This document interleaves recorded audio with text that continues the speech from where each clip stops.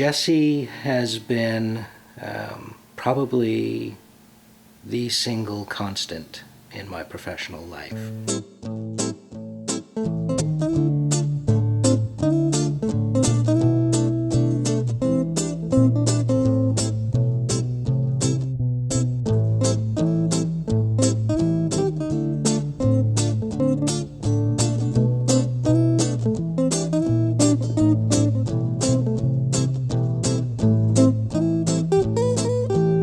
This is the story of Jesse Hideo Nishihata. Jesse is many things to different people. He is a filmmaker, a writer, a teacher, a son, a brother, and a friend. For me, he is my father. I just call him Dad. I think it is true. Jesse is a very well-informed man who takes his art very seriously. And I think he, in so doing, will go to extremes to try and bring to life his vision. Jesse was born Hideo Nishihata on November 20th, 1929, in Vancouver, British Columbia. The eldest of 4 children, born to hard-working, practical parents, Kishi and Saburo Nishihata. Saburo immigrated to Canada in 1912 and in 1928 returned to his hometown of Echigawa in Shiga Prefecture in Japan to wed Kishi in an arranged marriage. They came to Canada together in September 1929, the year my father was born. Saburo ran a tinsmithy on Powell Street, making sundry items for households across the city in the lower Delta region. Hideo, too, worked in the shop when he was old enough. My father attended Lord Strathcona Public School, the school of many nationalities, but only one flag. In his spare time, he was a voracious reader and went to the local cinema as often as he could. On Saturday mornings, he attended Japanese school. It was a peaceful life, full of promise. Then, on December 7th, 1941, Japan bombed Pearl Harbor and everything changed. Today you have heard the infamous conduct of Japan denounced by the President of the United States. Canada's action was taken promptly. As a precautionary measure, persons in Canada of Japanese origin have been registered and fingerprinted. The competent authorities are satisfied that the security situation is well in hand and are confident of the correct and loyal behavior of Canadian residents of Japanese origin. Despite the Prime Minister's initial statement, 2 months later, the Canadian government ordered the expulsion of all Japanese Canadians from the West Coast. For my father, these were uneasy times as he wondered what was going to happen to him and his family. In 1942, it was decided that all people of Japanese racial origin should be removed from the coastal defense zone to new locations in the interior of British Columbia and other parts of the Dominion. In the fall of 1942, the Nishihatas arrived in Tashmi, an internment camp located just outside the 100-mile security zone near Hope, British Columbia. Tashmi was a fabricated name for a place that had not existed before. In Tashmi, the Nikkei families tried to carry on with life as it was previously. They organized sports teams, plays, and Boy Scout troops. Yet behind this facade of normality was the inescapable reality of confinement. It was here, in Tashmi, that my father took on the name Jesse. He was baptized Jesse by the United Church. The war ended, and the family was released from Tashmi. By order of the Canadian government, the Nishihatas were made to choose between going east of the Rockies or going back to Japan. Saburo and Kishi originally planned to return to Japan, but Jesse, now a young man, refused. For Jesse, Japan was a strange and foreign place. He saw Canada as his only true home.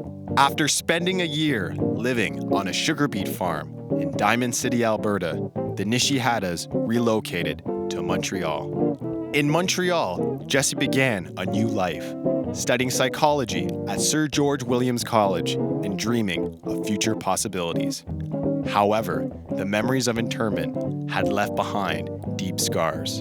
In 1958, Jesse went to London to pursue graduate studies, but eventually decided to return to Canada, where he began his career as a documentary filmmaker for the CBC. It was during this time that Jesse began to address his internment experience and what it means to be Japanese Canadian in his work. In 1972, Jesse produced Wataridori, A Bird of Passage. This film uses Jesse's own family history as a framework for exploring the Japanese Canadian internment. This was the first film concerning the Japanese Canadian World War II experience to be broadcasted on Canadian television. Wataridori established Jesse as a pioneer in Nikkei filmmaking, as he provided a voice for the Japanese Canadian community and exposed the injustice of the internment to a wider audience. My father's involvement in documenting Nikkei history came full circle during the fight for redress, when the National Association of Japanese Canadians asked Jesse to produce a video record of this defining and vital struggle. Nearly half a century ago, in the crisis of wartime, the government of Canada wrongfully incarcerated, seized the property, and disenfranchised thousands of Canadians of Japanese ancestry. Mr. Speaker, I have the honor to announce on behalf of the Government of Canada that a comprehensive redress settlement has been reached with the National Association of Japanese Canadians on behalf of their community.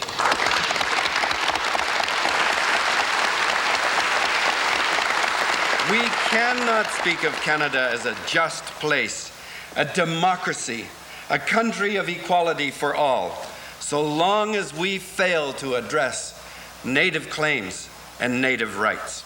And so I urge all of you to look on our struggle for justice for the Japanese Canadian community as just the beginning of a much greater struggle. Japanese Canadians and Canada's Native peoples are kindred groups as they share the experience of subjugation and identity crisis. Early on in his career, my father brought the same determination that he expressed in his Japanese Canadian films to issues surrounding Native rights and culture. In 1971, Jesse produced To Be Indian, a film animation of still photographs shot by his lifelong friend, John Max. This film provided the Cree of Northern Alberta with a means to tell their own story. In 1977, Jesse directed The Inquiry film, his most seminal work concerning Native rights. This film provides a visual report of the Commission of Inquiry conducted by Mr. Justice Thomas R. Berger into the impact of a proposed pipeline in the Western Arctic region known as the Mackenzie Valley. The Inquiry film earned Jesse the 1977 Canadian Film Award for Best Feature-Length Documentary. The power of this film still resonates today as Native rights and jurisdiction over the natural resources of the North remain highly contentious issues. Jesse continued to document Native culture through films like Open Circle, which covers Celebration 1982, a festival of Aboriginal performance art from around the world. Fight for the land you love. Respect the soil on which you walk. Be aware that your land is not taken away from you. It's not a struggle that just belongs to us. It belongs to everybody, everywhere, I think. Everywhere people are oppressed. Justice, human rights, and victimization by the system are central themes of my father's films. Throughout his extensive career, he continuously presented stories that were otherwise ignored by the mainstream. In 1964's What They Want to Produce, Not What We Want to Become, Jesse provided a piercing investigation into the education system.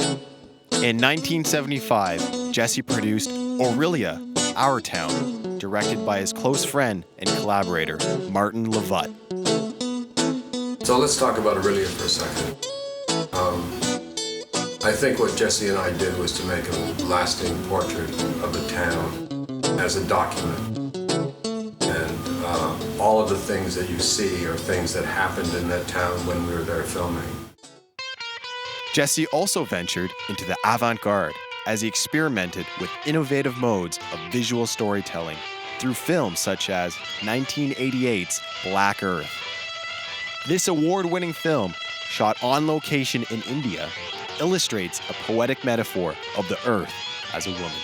I met Jesse Nishihata in the mid-1970s. I was the picture and sound editor for his production, Black Earth. He watched everything with the greatest of curiosity, totally open to new ways of saying things in that medium. From 1992 to the year 2000, Jesse worked as the English editor for the Nikkei Voice, a Japanese-Canadian publication. Nikkei Voice was founded by a bunch of Nisei people like Joy Kogawa, West Fujiwara, David Suzuki, Art Miki. And that was, they founded this to promote the Reader's campaign. He's a well of stories. I mean, there are a lot of Niseis who do that, of course, like West Fujiwara, Frank Moritsugu. But Jesse had this extra stuff, like artifacts, the research that he did, the passion with which he committed himself to all these, finding out all these things. It's just remarkable. In 2001, Jesse was diagnosed with Alzheimer's disease. While this debilitating disease has robbed him of his memory, his spirit remains strong. He's been my mentor and a guide, and I have appreciated his presence in my professional life very much. My testament to him would be he's a wonderful man, and he has inspired me in many ways to pursue the dream. Jesse affected me deeply in ways sometimes hard to articulate, except to say he has a real love of humanity. He doesn't approach things didactically. I mean, he really approaches things in a visceral way and can relate to them and absorb them. And I think that that's totally unique. Jesse, keep going. You're not done yet, you know what I mean? Just because you got a tribute coming to you, it's not over, right? You just keep developing, keep producing, and keep that spirit going.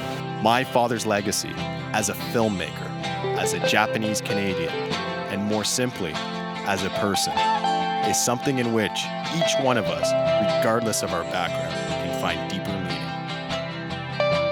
In all of his work, he teaches that we must look beyond accepted versions of reality, and that everyone, no matter their race, disability, or disadvantage, can take part in the creation of truth. Thank you, everybody.